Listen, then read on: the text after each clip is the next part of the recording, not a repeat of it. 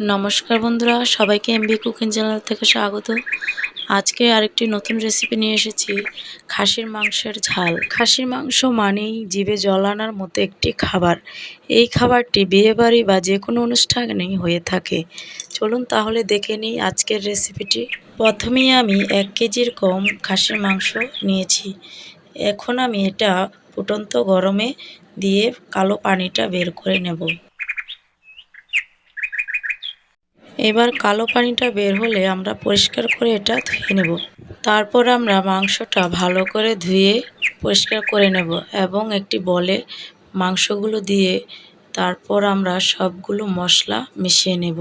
এখানে আছে আদা, রসুন, পেঁয়াজ, কাঁচামরিচ বাটা। প্রথমে আমরা কাঁচামরিচ বাটা দিয়ে দিব যার যার ঝাল অনুযায়ী।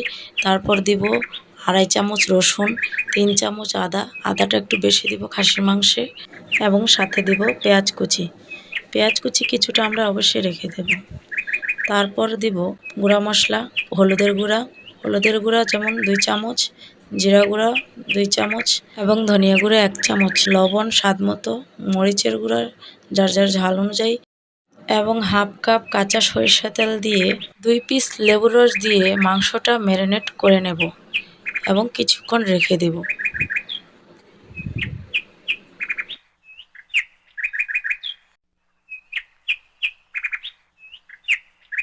তারপর আমরা একটি কড়াই গরম করে তাতে তেল দিয়ে মাংসের জন্য আলু ভেজে নেব। আলুতে সামান্য লবণ এবং হলুদ দিয়ে আলুগুলো ভালো করে ভেজে নেব। আলু প্রায় ভাজা হয়ে আসলে নামিয়ে নেব। তারপর আমরা ওই তেলেই পেঁয়াজ দিয়ে ভেজে নেব। পেঁয়াজটা হালকা ভাজা হয়ে আসলে মাখানো মাংসগুলো দিয়ে দিব। তারপর নেড়েচেড়ে কিছুক্ষণ পরপরই মাংসটা কষিয়ে নেব। খাসির মাংস হতে অনেক সময় লাগে, তার জন্য একটু আমরা কিছুটা পানি দিয়ে মাংসটা আস্তে আস্তে কষিয়ে নেব।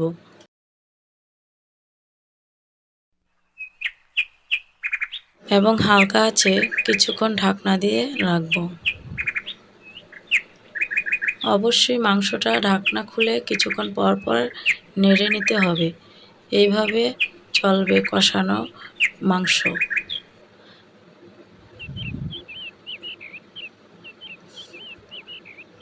এই তো আমি আবার ঢাকনাটা দিয়ে দিয়েছি। তারপর আবার খুলে আবার নেড়ে মাংসটা ভালো করে কষিয়ে নেব।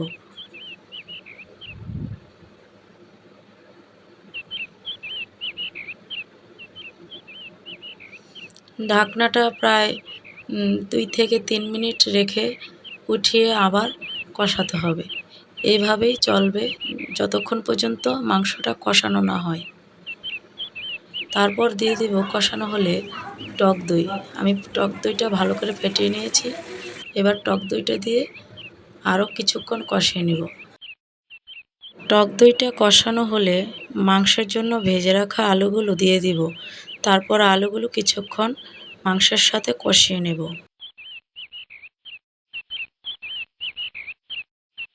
এরপর অ্যাড করব 1/2 চামচ চিনি এবং 1 চামচ গরম মশলা গুঁড়া।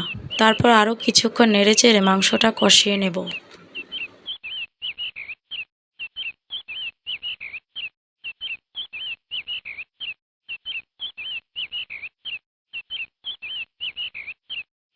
এই তো খাসির মাংসটা সম্পূর্ণ ভালো করে কষিয়ে এসেছে। এটা একেবারে কষিয়ে আসলে আমি একটি প্রেসার কুকারে সিদ্ধ হওয়ার জন্য মাংসটা দিয়ে দিব। আপনারা চাইলে একটি কড়াইতেও মাংসটা সিদ্ধ করে নিতে পারেন, এতে একটু সময়টা বেশি লাগবে। আমি তাড়াতাড়ির জন্য প্রেসার কুকারে দিয়ে দিয়েছি। মাংস রান্নার জন্য আমি পানি দিয়ে দিব। আপনারা যার যার ঝোল অনুযায়ী পানিটা দিতে পারেন। এবার প্রেসার কুকারের ঢাকনাটা দিয়ে 4 থেকে 5টা সিটি আসলে জালটা বন্ধ করে দিব। প্রেসার কুকার খুলে আমার মাংসটা প্রায় সিদ্ধ হয়ে গেছে। এখন ভালো করে রান্নার জন্য আরও কিছুক্ষণ জাল দিয়ে দিব। তৈরি আমার খাসির মাংসের ঝাল। আর হ্যাঁ বন্ধুরা, আমার এই রেসিপিটি পছন্দ হলে অবশ্যই আমাকে লাইক, কমেন্ট এবং সাবস্ক্রাইব করে পাশে থাকবেন। এবার গরম গরম পরিবেশন করুন খাসির মাংসের ঝাল।